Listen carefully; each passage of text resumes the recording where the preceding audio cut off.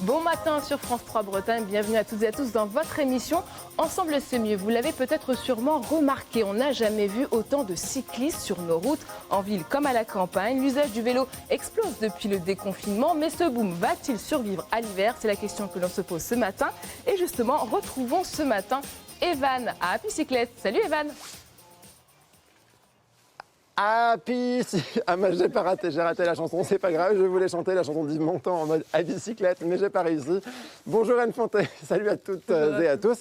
Alors ce matin, en effet, on va parler d'une belle initiative, un atelier de réparation de vélos itinérant. Je vous présente la joyeuse équipe d'Apicyclette, Ronan et Vincent. Bonjour à tous les deux. Bonjour. Alors vous nous accueillez chez l'un de vos clients qu'on rencontrera tout à l'heure, puisque c'est le principe, vous venez à domicile. Ronan, je te laisse nous expliquer un petit peu le concept de Apicyclette. Le concept est très simple, on se déplace sur rendez-vous chez nos clients pour réparer leur vélo, le ou leur vélo effectivement. Parfois c'est les vélos de toute la famille qu'on est amené à réparer et on se place soit devant chez eux quand ils habitent en centre-ville, soit directement dans leur cour quand ils ont la chance d'avoir une maison. Et vous rayonnez, super, je vais pouvoir faire plein de jeux de mots ce matin. Uniquement dans le 35 ? On rayonne dans le Morbihan et dans l'Ille-et-Vilaine, donc on a 2 camions, un camion uniquement basé sur le 56 et un sur le 35. Alors, tiens, on va aller demander à Vincent un petit peu qui est à l'arrière du camion. Qu'est-ce que tu es en train de faire sur ce vélo, Vincent ? On fait les réparations basiques qu'on a, c'est remplacement de chambre à air, remplacement de pneus et remplacement des freins, notamment là c'est des plaquettes. Parce que les plaquettes de frein, ça s'use, même sur un vélo. Oui, ça s'use, c'est une pièce d'usure. À chaque fois qu'on freine, c'est la petite gomme qui part. Et au bout d'un moment, du coup, il n'y en a plus et ça a remplacé pour que ça freine. Bon, je te laisse réparer parce que sinon, votre client, il va râler parce que vous mettez trop de temps à cause de nous. Alors, Ronan, comment est-ce que toi et ton associé, vous avez eu l'idée de vouloir créer cette entreprise? C'est très simple, en fait on a pendant longtemps travaillé dans des magasins spécialisés de vente d'articles de sport et on a fait ce constat là, c'est que quand on était amené à réparer les vélos de nos clients, il y avait 2 difficultés qui nous amènent le vélo. Pour bien des clients, le poids d'un vélo excède 15 kg et le transporter dans une voiture n'est pas toujours simple. Et deuxièmement, surtout, l'indisponibilité des ateliers, on n'était pas toujours en capacité de le réparer en temps et en heure pour que le client reparte avec. Donc nous, c'est très simple, en fait, on se déplace chez le client, ce qui lui permet directement, avec 95% des pièces dans le camion, de repartir une demi-heure, une heure et demie directement après avec son vélo. Et alors vous avez créé ça après le confinement. Est-ce que du coup vous surfez sur l'offre à 50 € pour rembourser les travaux sur un vélo? Exactement, on bénéficie du coup de pouce vélo. Le nom est bien porté, donc c'est ce qui permet à nos clients notamment de déduire leur facture par vélo de 50 € hors taxe. Donc c'est un vrai coup de pouce qui permet sur les éléments du quotidien de refaire chambre à air, pneus, patins, les choses les plus généralement atteintes sur nos vélos. Justement, il y a des conditions de ressources pour obtenir cette aide de 50 €. Ça peut intéresser les gens qui nous regardent. Alors aucune condition quant aux ressources de nos clients. Par contre, c'est bien 50 € hors taxe par vélo. C'est la seule condition à respecter. Et ce n'est pas à avancer pour nos clients, c'est bien le réparateur qui le prend en charge, qui le déduit de la facture. Et ne reste pour le client que la TVA à régler ou la différence entre le devis et ce montant de 50 €. Bon c'est une super aubaine. D'ailleurs, Anne Fontaine, vu que je sais que tu viens en vélo tous les matins à France 3 et qu'il a l'air un peu pourri ton vélo, ce serait l'occasion de pouvoir le faire réparer. Si tu veux, Apicyclette passe après l'émission. J'ai un vélo flambant neuf offert à mon anniversaire, n'importe quoi, tout à l'heure Evan. Alors c'est certain, le 2 roues qui creuse son sillon plus que jamais. On va aussi en parler avec tous mes invités ici présents, mais avant, tour d'horizon des tendances en chiffres et en images. Alors le vélo ? Pour l'instant, c'est trop bien. Avec le mauvais temps, on verra. C'est une affaire entendue. Depuis le confinement, le vélo fait un malheur. Les ventes ont explosé avec un pic de 117% entre fin mai et début juin. À tel point que depuis cet été, rupture de stock et délai d'attente augmentent. Et avec la crise sanitaire dont on ne voit pas le bout, la bicyclette a de beaux jours devant elle. Pire, bon nombre de convertis au vélo avouent y avoir pris goût. Ils découvrent l'intérêt de l'exercice physique et le plaisir de se déplacer autrement que dans des transports en commun bondés. Les pistes cyclables, aménagées en toute hâte pour lutter contre le coronavirus, semblent bien parties pour passer de provisoire à définitive. Côté porte-monnaie, les collectivités locales ou les entreprises mettent régulièrement la main à la poche et proposent des aides pour faire baisser le prix d'achat. De quoi peut-être s'offrir un vélo électrique, nouvel objet du désir. Avec tout ça, pas sûr que la petite reine soit détrônée de sitôt. On le voit, la pratique du vélo poursuit son envolée. Bonjour Sébastien Marek. Vous êtes membre de la FUB, Fédération française des usagers de la bicyclette. Quand vous voyez tous ces chiffres, cet engouement pour le vélo, qu'est-ce que vous vous dites? On est vraiment en train de prendre un véritable virage? Oui, c'est plutôt un effet de rattrapage en fait, parce que l'augmentation de l'usage du vélo a commencé en France dès les années 1990, en partant des centres des grandes agglomérations, les villes de plus de 100 000 habitants. Et peu à peu, il s'est diffusé sur l'ensemble du territoire. Et là, ce à quoi on assiste depuis le début de la crise sanitaire, depuis le déconfinement en particulier, bien c'est un rattrapage par rapport à d'autres pays qui sont bien plus en avance, si on peut dire, par rapport à nous en termes de pratique, puisque dans des pays comme évidemment les Pays-Bas, qui sont souvent cités en exemple, mais aussi comme l'Allemagne, ou des pays auxquels on pense moins, comme la Suisse ou l'Italie, la pratique du vélo est beaucoup plus démocratisée qu'en France. Elle s'est diffusée dans des couches de la population plus diversifiées, chez tous les âges aussi de la population. Et en France, on reste plafonné à une part des déplacements à vélo de 3%. Mais pour la première fois, durant la dernière décennie, la décennie qui vient de se terminer, 2010-2020, la part du vélo s'est stabilisée. C'est une première en France depuis l'après-guerre. Et la part de la voiture commence à diminuer. Florian Levillain, bonjour, vous êtes vice-président de Rayon d'Action à Rennes. Il y aura quand même un avant et un après confinement, même si Sébastien Marek canalise un petit peu cet effet accélérateur dont tout le monde parle. Complètement, il y aura un avant, il y aura un après, grâce aux aménagements de transition donc, qui ont été installés à partir de début juin pour la période de déconfinement. Donc il y avait un plan de circulation d'installer dans le centre-ville de Rennes. C'était très centré sur le centre-ville de Rennes. On a eu cette fameuse vélorue dont tout le monde parle à Rennes notamment, donc sur les quais nord, où aujourd'hui il y a plus de 5000 cyclistes qui passent par jour quotidiennement. Donc c'est une augmentation de plus de 150%, donc c'est considérable. Tous les autres axes aussi qui ont été aménagés durant cette période-là voient des augmentations vraiment conséquentes de trafic à vélo. Donc on voit que quand il y a des aménagements, le trafic augmente, donc c'est ce qu'attendent les gens. Marianne Chenel, vous êtes vous aussi rennaise. Est-ce que vous constatez plus de cyclistes aujourd'hui? Oui, en effet, du fait qu'il y ait aussi plus d'aménagements. Et c'est bien, c'est très positif. Vous êtes surprise? Non. En tout cas, ça va dans la mouvance et c'est une bonne chose. Alors, on parle des villes, on va aussi parler des campagnes, des territoires ruraux. Justement, on retrouve à distance Sylviane Lay. Bonjour, vous êtes vice-présidente de la mobilité dans le Pays d'Iroise Communauté. Cette dynamique, elle est aussi valable sur les territoires ruraux. Oui, bonjour à tous. En effet, la dynamique, on l'a mesurée principalement cet été sur certains de nos circuits, avec des fortes augmentations. Les augmentations étaient réelles déjà depuis quelques années, mais véritablement cet été, on a tous pris nos vélos et on s'est baladé sur la route touristique et en effet, plus de 59% de fréquentation sur certains tronçons. Donc c'est plutôt très positif. Sébastien Marek, est-ce qu'on arrive à mesurer la part des néocyclistes dans ce boom ? Non, parce que c'est très récent, la période de déconfinement, on est 4 mois après à peine, c'est encore assez tôt, trop tôt pour le mesurer. Ce qu'on sait, c'est que cette part est non négligeable à Paris, qui est la ville en France où l'augmentation a été la plus nette. On est sur plus de 75% d'augmentation des déplacements à vélo. Et justement, vous me disiez, on a un parc de vélos immense en France, c'est 35 millions. On a 35 millions de vélos en France, ouais. Oui, tout à fait. Et en fait, ces vélos sont, contrairement à d'autres pays, peu utilisés en moyenne. Mais à Paris, on est sur un ordre de grandeur de 40 voire 50% sur certaines nouvelles pistes cyclables de néo-usagers, de nouveaux cyclistes qui sont arrivés au moment du déconfinement. Bien sûr, ça a été amplifié aussi par les grandes grèves de l'année dernière, qui a boosté le vélo dans pas mal de villes, en tout cas dans les villes où les transports en commun sont très utilisés et des gens sont dépendants des transports en commun. Ce qui se passe, c'est qu'il y a un phénomène de vase renversant. C'est-à-dire que des gens qui utilisaient occasionnellement le vélo, mais surtout le transport en commun, se mettent à faire du vélo quotidiennement. Et les gens qui utilisaient exclusivement les transports en commun, la voiture, se mettent à faire un peu de vélo, puis de plus en plus. Et en fait, il y a un phénomène de transfert, de report modal, hein, comme on dit dans notre jargon. C'est-à-dire qu'on passe d'un mode à un autre et la part de la voiture s'est réduite et celle du vélo Et augmente. justement, aussi pendant nos vacances, hein, Jessica Viscar, vous êtes responsable du pôle observatoire et développement du comité régional de tourisme. Vous avez la charge notamment de mesurer la fréquentation avec des capteurs. Cet été, le vélo a rimé avec vacances en Bretagne.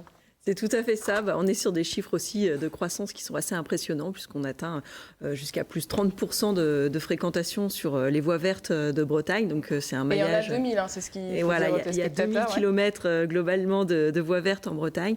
Et c'est vrai qu'on a constaté un véritable engouement sur ces itinéraires avec de l'ordre de plus 20 à plus 30% de fréquentation sur les mois de juillet et août, ce qui permet en fin de compte d'afficher entre janvier et septembre des chiffres qui sont toujours en hausse malgré les 2 mois et demi de confinement où il n'y avait pas de fréquentation, peu de fréquentation. Et qu'est-ce que ça revêt comme sens, ce boom du vélo, selon vous ? Alors, je pense qu'il y a plusieurs facteurs qui rentrent en jeu, mais après 2 mois et demi confinés, on avait tous un besoin de liberté. Et c'est vrai que le vélo, c'est un moyen d'y accéder facilement. Ouais. C'est un loisir qui est accessible à tous, accessible financièrement. Déjà, et puis en fin de compte, il n'y a pas besoin de grand-chose. On a son vélo, on le prend et ça y est, on a des itinéraires sur les voies vertes qui sont très sécurisés en Bretagne, donc on peut parcourir des kilomètres en toute sécurité, en famille. Donc on retrouve ce besoin de se retrouver en famille, de profiter, la liberté, d'être proche de la nature aussi. Et puis on est sur un sport santé, donc c'est aussi ce qu'on recherche en ce moment, les conditions sanitaires favorables. Justement, on voit que l'usage du vélo se diversifie. Comment les cyclistes évoluent dans leurs habitudes, Sébastien Marek ? Alors, on assiste à une diversification des profils des usagers. Et ça commence toujours dans les centres des grandes villes parce que c'est là où on modère d'abord la place de l'automobile. Et plus on modère la place de l'automobile, c'est-à-dire en vitesse et en volume, plus on diminue la vitesse des voitures et leur nombre dans les centres des agglomérations, c'est d'abord là où ça commence, et bien plus on va assister à une diversification des usagers. Il y a de plus en plus de femmes qui font du vélo et on finit par atteindre la parité. À Strasbourg, il y a autant de femmes que d'hommes qui font du vélo, par exemple. C'est la ville la plus cyclable de France. Mais il y a aussi de plus en plus d'enfants qui se rendent à vélo à l'école et puis de plus en plus de personnes âgées, éventuellement de personnes à mobilité réduite parce qu'on commence à voir arriver des vélos adaptés pour les personnes à mobilité réduite ou les personnes fragiles physiquement. Et puis on assiste à une diversification des motifs. Pourquoi on va faire du vélo ? De plus en plus, pas simplement pour faire ses trajets domicile-travail, mais aussi pour aller faire ses courses, pour accompagner les enfants à l'école, pour accompagner des amis, etc. Donc, Et il s'agit aussi de motiver les jeunes à s'emparer de ce moyen de locomotion. C'est ce que vous me disiez, Sylviane Lay. Qu'est-ce que vous mettez en place sur votre territoire, par exemple ? Alors, nous, on a déjà mis en place un schéma directeur vélo que nous avons voté en septembre 2019.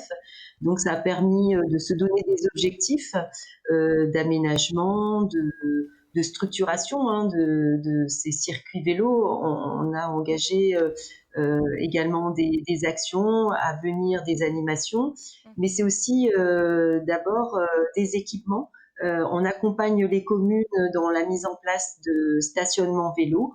Donc on intègre aussi et on encourage les communes à intégrer le programme Alvéole ou Coup de pouce, parce que en effet, s'il n'y a pas de stationnement vélo sécurisé ou protégé, ça n'encourage pas l'usage du vélo.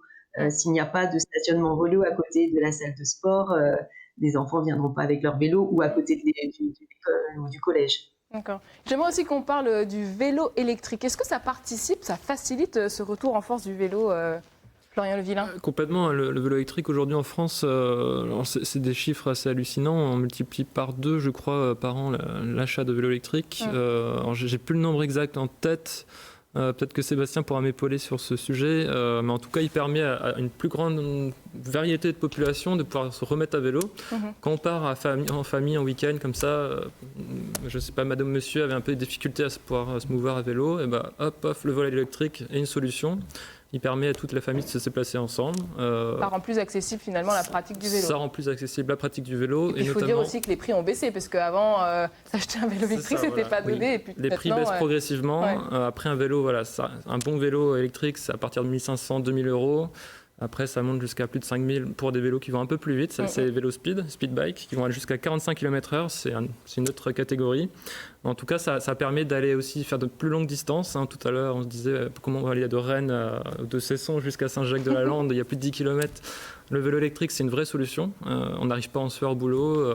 On va continuer à en parler. On va marquer une petite pause pour aller retrouver Evan sur le terrain. Et oui, on n'est pas obligé d'avoir un vélo électrique pour se remettre au vélo. Et puis surtout, il y a plein d'agglomérations comme celle du Pays d'Iroise qui mettent en place des aménagements. Donc autant en profiter. Et autant en profiter pour faire appel à des entreprises innovantes comme Happy Cyclette, dont Ronan, tu es l'un des 2 fondateurs, je le rappelle. Là, on est à Gauvin, donc chez l'un de tes clients qu'on rencontrera tout à l'heure, Maurice.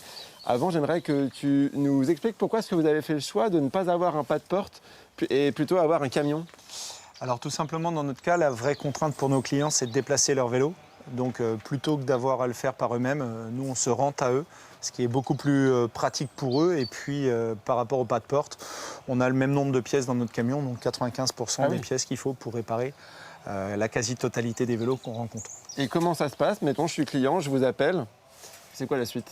Alors c'est très simple, vous tombez sur Maxime ou sur moi, selon votre code postal et selon votre lieu géographique d'habitation, on convient d'un rendez-vous. Alors actuellement on a un petit peu d'attente, entre 3 et 4 semaines, comme tous les ateliers vélo. de votre succès. Voilà, exactement, c'est une très bonne chose. Et puis le bouche à oreille a fait son effet, puisqu'on a fait très peu de communication pour l'instant, mais ça marche très bien.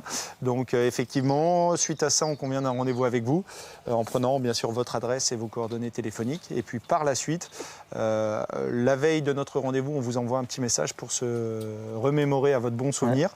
Et puis suite à ça... Vous faites un devis en arrivant? Exactement, on établit un devis très précis sur chacun des vélos. Là, comme on peut le voir sur ce vélo, on a le devis qui a été accepté par le client avec les pièces qu'on va utiliser. Et puis après, au fur et à mesure, pendant une demi-heure, une heure et demie, le temps dont on a besoin. C'est pas cher.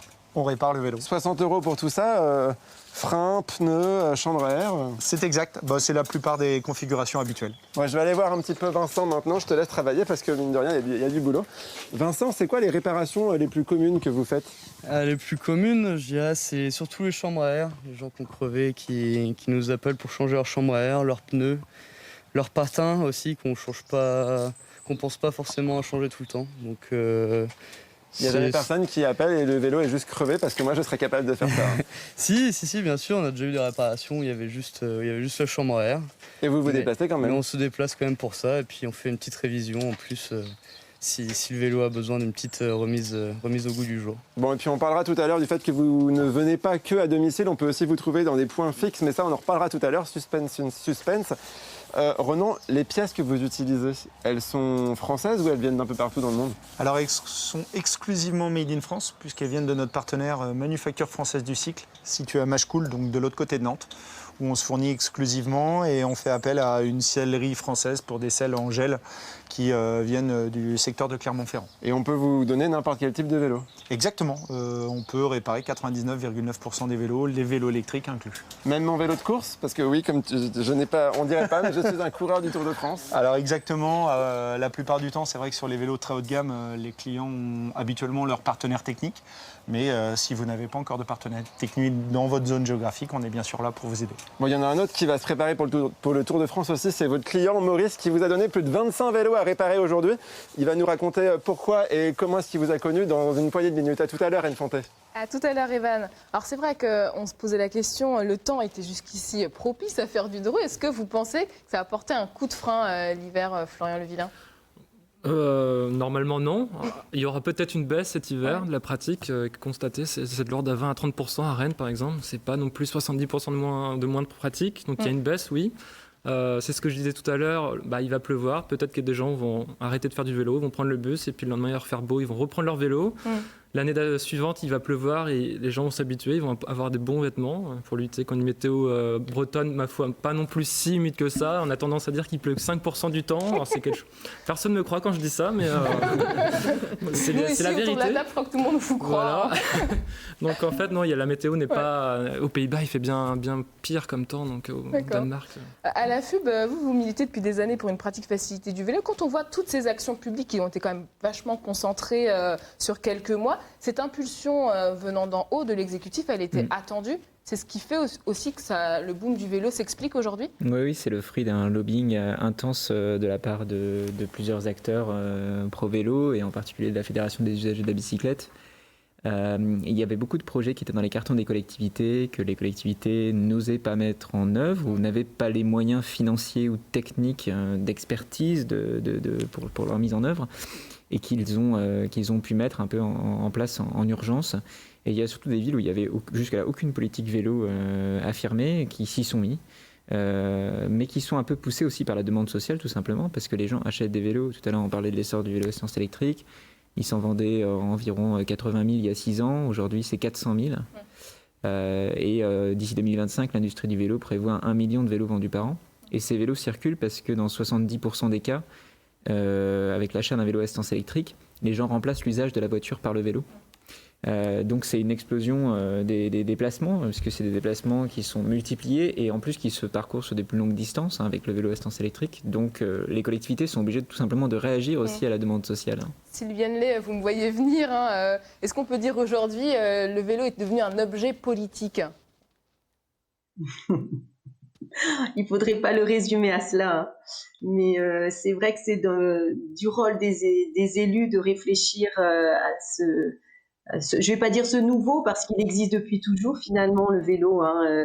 Il faut juste qu'on réapprenne, ou du moins qu'on continue et de plus en plus à encourager la pratique du vélo. Alors plus ici sur notre territoire pour des usages quotidiens, faire quelques courses, voilà, à l'école, ou ce dont on parlait tout à l'heure, c'est dans l'usage quotidien. Un peu plus peut-être pour aller au travail, mais ça dépend vraiment des distances, et sur un territoire rural, c'est différent. En tout cas, il y a une vraie prise de conscience des collectivités locales. Jessica Vescar, le vélo, c'est aussi un enjeu économique pour la Bretagne. Qu'est-ce qu'on peut espérer comme retombée, côté tourisme en tout cas? Alors, côté tourisme, c'est vrai que c'est une clientèle qui est très intéressante. Les itinérants à vélo, ceux qui vont partir en vacances à vélo, tout simplement, c'est des gens qui consomment beaucoup sur le territoire et qui ont, je dirais, l'avantage aussi de surtout se retrouver sur des territoires peut-être moins fortement fréquentés. On pense notamment à la Vélodyssée, qui est l'itinéraire européen du vélo, mais qui en France part de Roscoff jusqu'à Nantes, suit le canal de Nantes à Brest sur la partie bretonne, traverse le centre Bretagne, qui n'est pas forcément la région, enfin le territoire le plus touristique de la région. Et donc pour ces communes, pour ces territoires traversés, c'est aussi un apport économique assez important, puisqu'ils vont consommer, ils vont manger, ils vont dormir le long de leur itinéraire.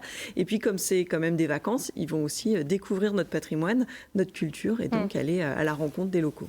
Qu'est-ce qu'il reste à faire pour aller plus loin aujourd'hui, Florian Levillain? Alors, pour rejoindre nos amis hollandais qui sont à la pointe sur cette question. Les aménagements cyclables, c'est vraiment la base. Hein. C'est la base de la pratique. Si on veut que la pratique augmente, il faut que les aménagements puissent être pratiqués par toutes et tous, donc par les enfants, les personnes âgées, qui sont les personnes les plus fragiles qui se déplacent à vélo, qui ont beaucoup de mal aujourd'hui à se déplacer à vélo parce qu'il y a une trop forte pression de l'automobile sur l'espace public. Donc voilà, les aménagements cyclables, c'est la base. Après, c'est ce dont le document dont on a publié il y a quelques jours avec Sébastien, qui parle de plan de circulation. Donc l'objectif, c'est bien de modérer la place de la voiture aussi dans les quartiers, loin des grands axes. Par quoi ça passe du coup? Ça passe par en fait des plans de circulation en fait qui ne permettent plus aux automobilistes de pouvoir traverser les quartiers en transit, on appelle ça dans le jargon.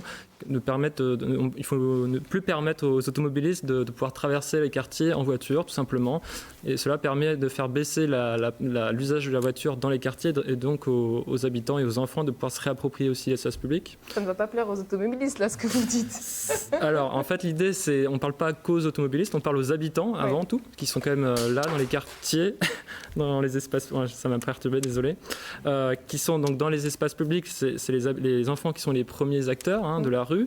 Ils adorent explorer leur quartier. Aujourd'hui, les parents, ils les laissent plus trop faire.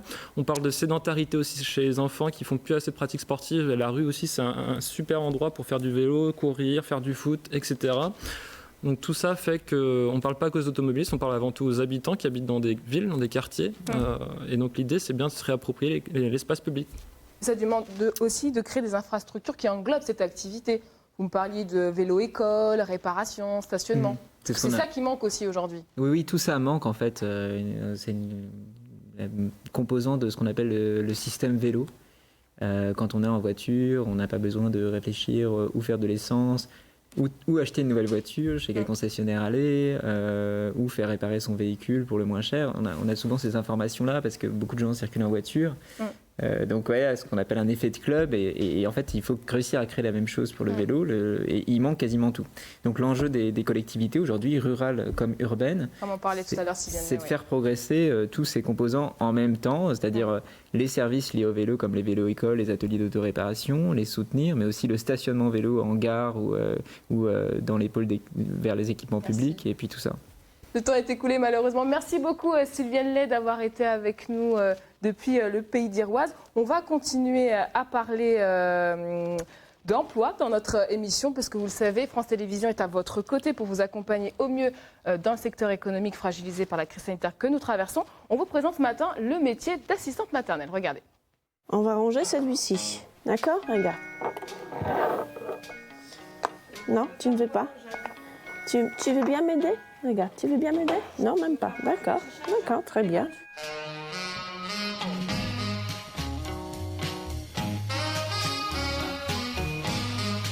Je m'appelle Agata Ulanecka, et je suis assistante maternelle.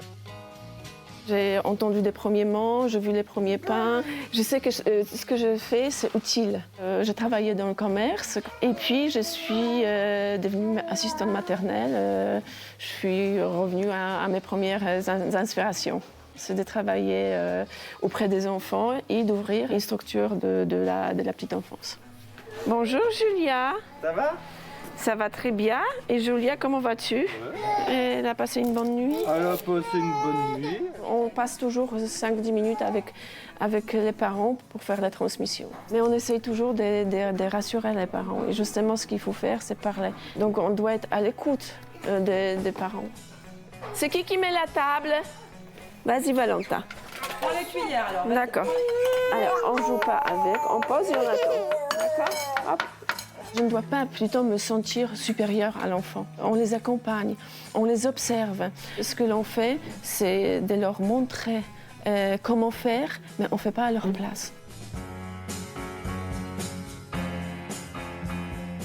On va faire une tarte maintenant, aux poires. On étale, comme ça. Voilà. C'est bien. Oui, elle est bonne? Regarde, ta rose aussi. Oui. J'adore. La patience chez une assistante, c'est indispensable. Est-ce que tu veux t'allonger dans le pouf pour te reposer? Oui. Avec ton doudou. Alors, il faut leur parler. Il faut qu'il exprime son chagrin. Il faut demander ce qui se passe. Et tu m'appelles quand tu auras fini? D'accord? Au bout de 3 ans, c'est difficile, oui. C'est difficile de se séparer d'eux. Mais ils reviennent nous voir. Voilà pourquoi j'aime ce métier. Elle vient me faire le câlin, elle a confiance en moi.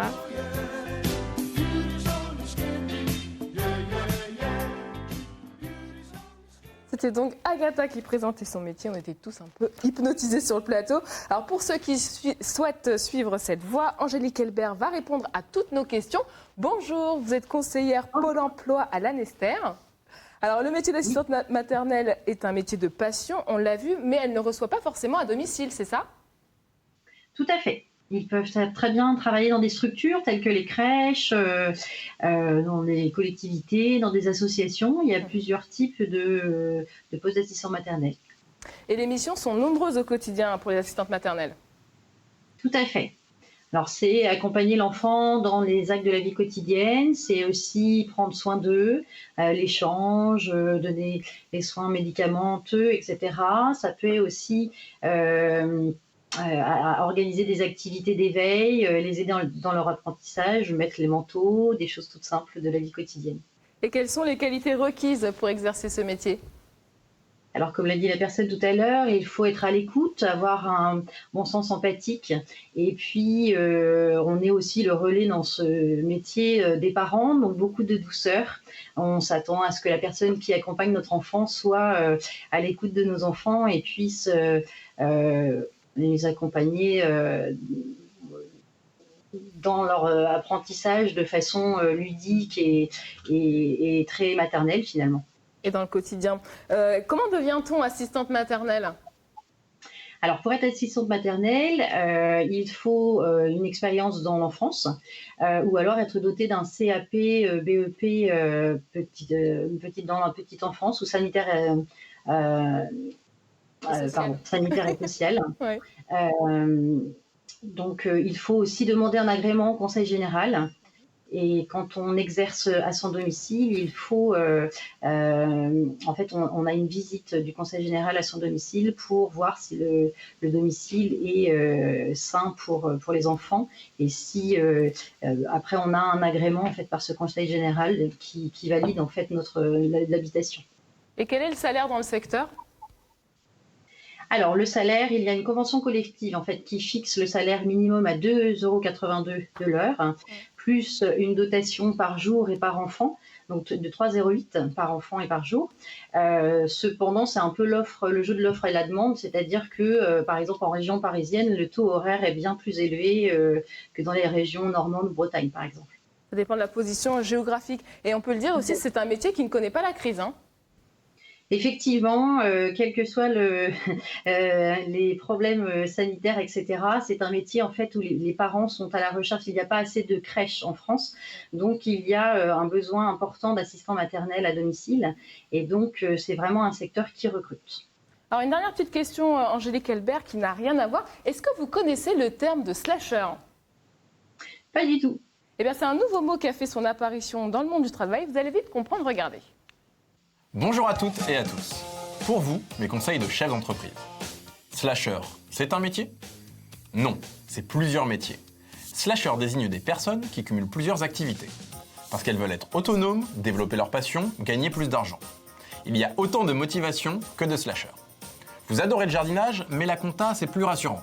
Vous n'êtes plus obligé de choisir. Vous êtes comptable / jardinier. Mais attention, votre planning se complique et il faut souvent jongler entre plusieurs statuts. Salarié / auto-entrepreneur ou pigiste / artisan. Il faut être motivé et très organisé. Slasher, ce n'est pas fait pour tout le monde.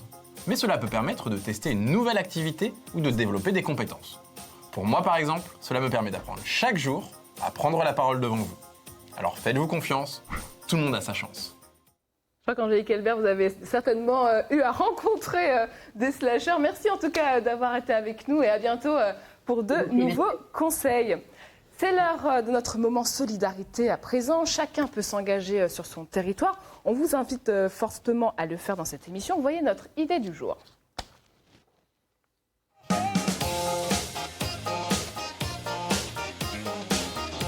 Trop bête que chacun prenne sa voiture pour les amener à l'école. Faut qu'on organise un pédibus. Excellente idée! Pour organiser ce ramassage scolaire pédestre, commencez par constituer un groupe de parents motivés qui pourront faire accompagnateurs. Il en faut au moins 2 pour 8 à 10 enfants. Sachez que plus il y aura d'accompagnateurs, plus il y aura d'enfants et mieux ça fonctionnera. Contactez votre municipalité et l'école, ils doivent être au courant et pourront vous aider. Vérifiez que l'assurance responsabilité civile des adultes comme l'assurance scolaire des enfants couvre bien cette activité. Une fois le parcours décidé, mettez en place des panneaux d'arrêt à planter tout au long de la ligne, peaufinez le planning des horaires de départ et d'arrivée. Et n'oubliez pas le gilet réfléchissant pour les accompagnateurs et le brassard pour les enfants. Alexia s'est impliquée dans la création d'un pédibus. Les retours sont très positifs, les enfants sont ravis, les parents gagnent du temps, les enseignants nous disent que les enfants sont beaucoup plus enclins à travailler à l'école. Aujourd'hui, après 4 ans d'existence, le pédibus compte 60 enfants et 4 lignes, donc n'hésitez pas à contacter votre mairie. Organisez un pédibus pour emmener vos enfants à l'école, on vous le garantit, ça marche. Et voici une autre initiative qui marche. Cette application 100% bretonne va peut-être révolutionner l'organisation de votre vie familiale. My Families est une application que vous avez cofondée, Marie-Anne Chenel. Bonjour. Alors, quelle est l'idée d'abord de votre application ? Bonjour. Alors, l'idée est toute simple. Chaque membre de la famille va télécharger l'appli.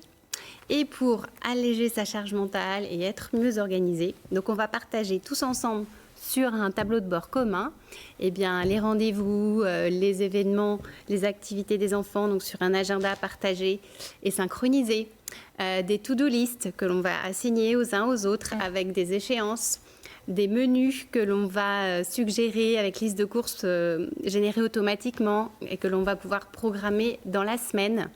Voilà, toutes les infos des enfants, tout le quotidien, avec des rappels automatiques comme des vaccins obligatoires selon leurs âges, les affaires à préparer, par exemple. Louis qui est à piscine le lundi matin, eh bien, il recevra sur le téléphone de sa maman une notification le lundi pour ne pas oublier son sac piscine. Et comment vous est venue cette idée ?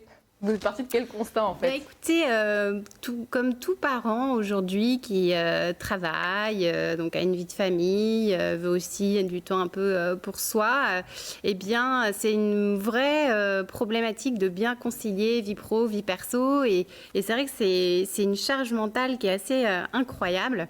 Et quand j'ai lu des études sur ce sujet, notamment une étude Ipsos qui date de 2018 et qui révélait que 8 femmes sur 10 en souffrent, que 2 tiers des pères de famille en souffriront dans les années à venir et que ça génère vraiment au sein des couples et des familles stress, conflit, irritabilité et si on noircit le tableau, divorce et burn-out maternel. Et donc une vraie problématique sociétale. Et donc l'objectif de cette appli, c'est d'impliquer aussi le papa. Exactement. Comment et les vous enfants. Faites alors ? Eh bien, déjà, il faut savoir que les jeunes générations de papas sont quand même de plus en plus impliqués, on ne va pas dire le contraire. Donc, ils sont aussi partie prenante pour être plus au courant des choses, pour que la maman, elle lâche prise un peu et qu'elle délègue un peu plus. Et le fait d'avoir un outil qui permet de formaliser tout le quotidien de la maison, eh bien, et puis c'est ludique aussi, puisque notamment pour inciter les enfants à participer aux tâches ménagères notamment. Comment ça marche d'ailleurs ce partage de tâches ? Parce que c'est assez intéressant. En effet, donc une fois qu'on a créé sa famille, donc on a les âges des enfants, le papa, etc. Eh bien, il y a un algorithme qui partage les tâches ménagères spécifiques de son logement en fonction de l'âge des enfants, de la disponibilité des parents. Et ensuite, donc on a un planning de tâches ménagères qui est généré dans l'appli. Et donc, si les enfants participent et valident bien leurs tâches, eh bien, ça fait avancer un curseur et on voit s'ils atteignent leur objectif à la fin de la semaine. Donc ça les challenge pour participer en fait. Florian Levillain, c'est intéressant comme application, non ? Je pense que j'ai pas encore d'enfants. Je pense à mon beau-frère, il va beaucoup rigoler. Donc oui, non, mais pourquoi pas, très prochainement. L'étape précédente, c'est d'avoir un enfant. D'accord. Jessica Viscar, vous êtes convaincue par ce genre d'application ce soir, je pense. Et justement, combien de personnes utilisent votre application aujourd'hui ? Donc elle est sur les stores, donc Apple et Google depuis janvier. Et on y avait une partie gratuite, où on a eu beaucoup de retours utilisateurs, savoir ce qu'il fallait qu'on améliore, etc.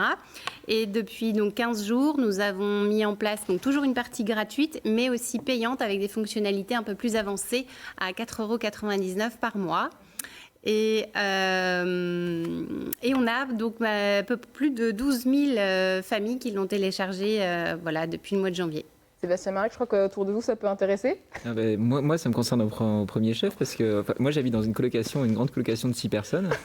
Et on est tantôt les parents, tantôt les enfants, en termes de comportement et de charge mentale et de tâches ménagères. Donc, ça peut être intéressant pour des colocations aussi. Je pense que vous allez avoir 4 nouveaux téléchargements d'ici ce soir. Ce sera nous 4. Merci beaucoup, Marie-Anne Chenel, d'être venue nous en parler. On va suivre vos aventures sur la toile. Je vous propose maintenant de retrouver nos amoureux du 2 roues. Et je crois qu'il y en a un qui est en train de pomper, c'est ça ? Bah oui, parce que figure-toi qu'avec 24 vélos à réparer dans la matinée, une Fontaine, pas question d'avoir un coup de pompe. Ah, super blague, qui n'a fait rire personne ici, c'est pas grave. Si, moi je suis alors, bon client. Parlons sérieusement, tu es l'un des 2 fondateurs d'Apicyclette. Ah bah merci Anne Fontaine. Tu es l'un des 2 fondateurs de Apicyclette. Est-ce que tu travaillais déjà dans le métier du cycle, j'imagine ? Exactement, j'ai travaillé très longtemps pour d'autres enseignes de vente d'articles spécialisés de sport, notamment particulièrement sur le métier du vélo et des ateliers vélo, bien sûr. Et pourquoi avoir eu envie de te lancer dans cette aventure ? Tout simplement, d'un côté éthique, pour faire quelque chose qui ait du sens, et puis dans un second temps, pour être à mon compte et pouvoir aller à la rencontre de mes clients en dehors d'un magasin. Voilà, je rappelle, vous êtes un atelier de réparation de vélos itinérant. Vous pouvez venir à domicile, mais on peut aussi vous trouver sur certains marchés. Exactement, donc on est partenaire avec les marchés notamment de Locoal-Mandon, de Grand-Champ. Dans le Morbihan.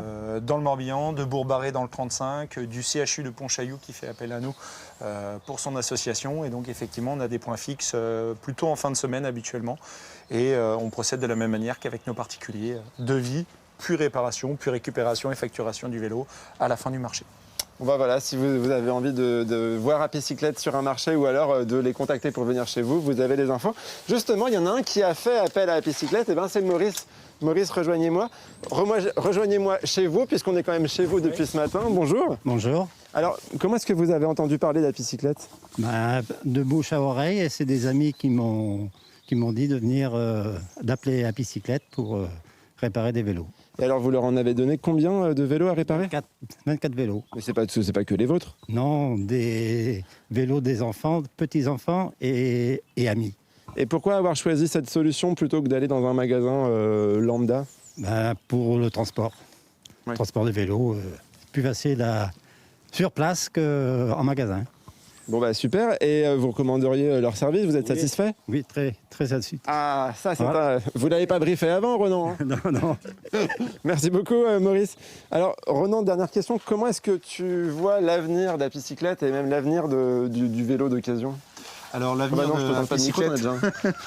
d'Apicyclette pour nous c'est très simple, c'est d'essayer d'avoir 4 camions prochainement sur toute la Bretagne pour couvrir nos 4 beaux départements. Et puis par la suite c'est de faire vraiment du vélo un loisir mais plutôt un moyen de déplacement et que tout le monde pense vélo avant de penser voiture ou autre moyen de transport. Et le vélo électrique, t'en penses quoi dans tout ça ?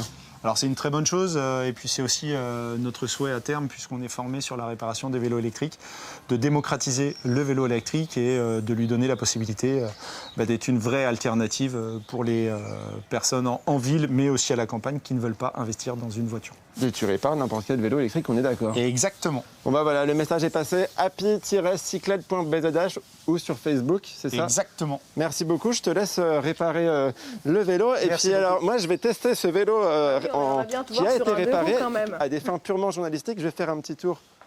Oui, et est-ce que Anne Fonté, tu veux que je vienne te chercher peut-être ? Ah vas-y, mais par contre, je serai partie quand t'arriveras. Il y a des kilomètres à parcourir. Oui, c'est probable. Gauvin, jusqu'à chez toi, ça risque de mettre un peu de temps. Allez, Bab, à demain. À demain, Evan, bonne route. En tout cas, nous, sur ce plateau, on souhaite une longue vie au vélo dans l'espace public. C'est bon pour les poumons et c'est bon pour la planète. Et justement, demain, on s'arrête sur un élément vital pour nous tous, l'eau si précieuse, comment la préserver, plein d'astuces et de bons plans à découvrir dans notre émission. Merci à tous nos invités ici d'avoir été avec nous. Merci à vous de nous avoir suivis. Je vous souhaite une très belle journée sur France 3 Bretagne.